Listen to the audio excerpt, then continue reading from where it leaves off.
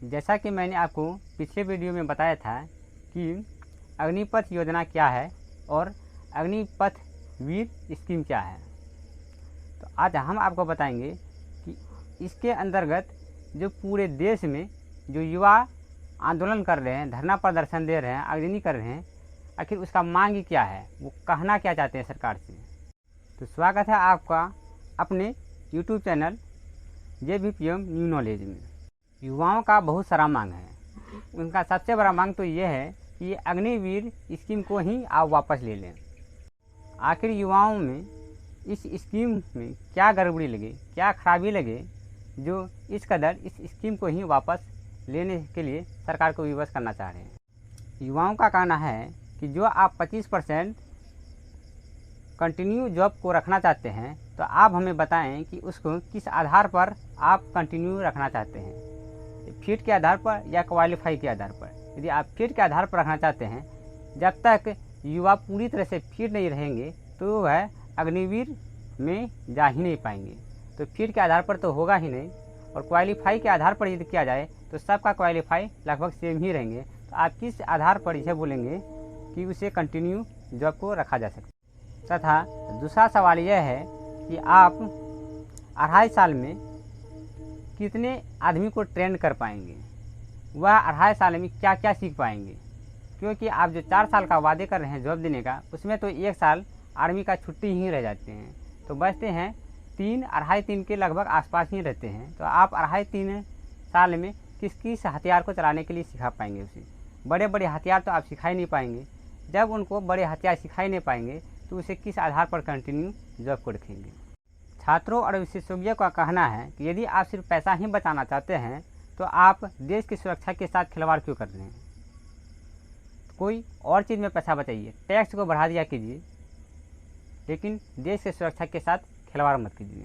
तीसरा सवाल यह है कि जब आप 4 साल का ड्यूटी पे उसे रखेंगे तो वह ड्यूटी कम और सोचने में अपना दिमाग को ज़्यादा खपत करेंगे, जिससे कि वह ड्यूटी बहुत कम कर पाएंगे।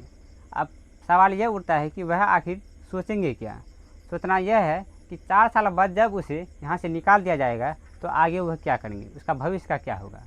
या तो वह अगले ड्यूटी के लिए यानी कि अगले नौकरी का तैयारी करेंगे, या फिर उसके बारे में सोचते रहेंगे। वह पूरी तरह से देश की सेवा नहीं कर पाएंगे, क्योंकि देश के लिए सबसे बड़ा घातक साबित होंगे। इस तरह से जो युवा रोज़गार मिल भी जाने का संभावना होगा, वह तो और भी बेरोजगार हो जाएंगे। चौथा सवाल यह है कि जो स्टूडेंट, जो युवा परमानेंट आर्मी में जाना चाहते हैं, उसका क्या होगा। यदि उसे आप निकाल दीजिएगा तो उसका तो ड्रीम, सपना टूट ही जाएगा। पाँचवा सवाल यह है कि आप जब आर्मी में 4 साल के लिए लेंगे तो उस 4 साल के अंदर आप क्या स्किल दीजिएगा जो कि आगे जाने पर वह स्टूडेंट कोई और जॉब भी कर पाएँ। और सब देश की बात किया जाए तो और सब देश में जो भी यह योजना है वह काफ़ी विकसित देश है।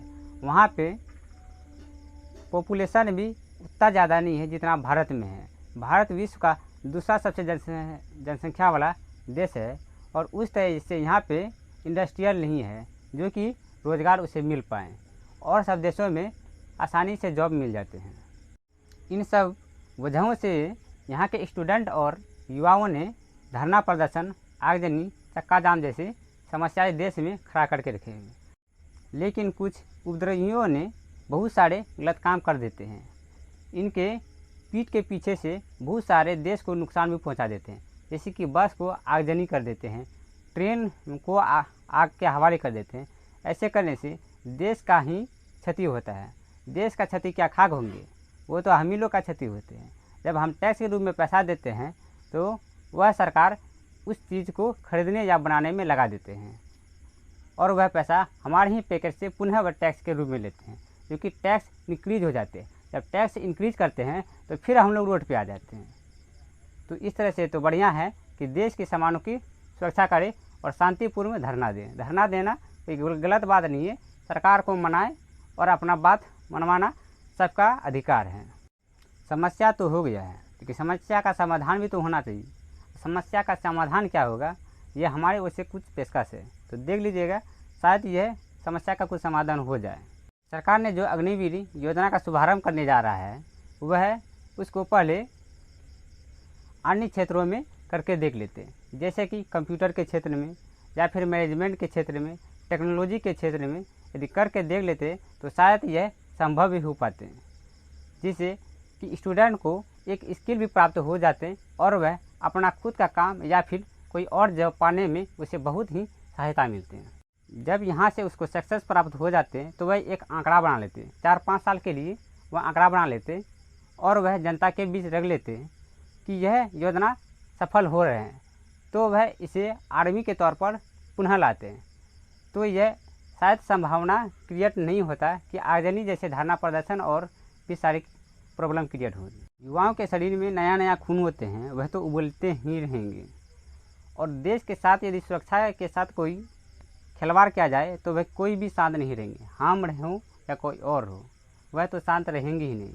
वह तो सुरक्षा का प्रतीक ही युवाओं में कहा जाता है कि देश की सुरक्षा के साथ खिलवाड़ यदि करेगा तो कोई भी बर्दाश्त नहीं करेंगे। अब आप यह कहेंगे तो कई आर्मी ऐसे होते हैं जो ज्वाइन होने के बाद उसे रिजाइन देना चाहते हैं, उसे छोड़ना चाहते हैं। तो वो वैसे लोग होते हैं जो कि पेंशन के लालच में जाते हैं कि ज्वाइन कर लें पुनः छोड़ दे और सरकार हमें ज़िंदगी भर पेंशन दे। वह तो देश की सुरक्षा के लिए जाता ही नहीं है। वैसे आर्मियों के युवाओं का औसत आयु 30 से 35 साल माना जाता है, क्योंकि 30 से 35 साल के युवा हर गोली बारूद बंदूक को उठाने तथा समझने में सक्षम रहते हैं। तो सरकार ये 21 साल के लिए कैसे सोच सकते हैं, यह भी एक कारण है। हमें जहाँ तक न्यूज़ों से पता चला है मैंने आपको बता दी है और अपना तर्क भी दे दिए हैं। शायद आपके पास भी कोई तर्क हो तो हमें कमेंट करके ज़रूर बताएं। तब तक के लिए जय हिंद।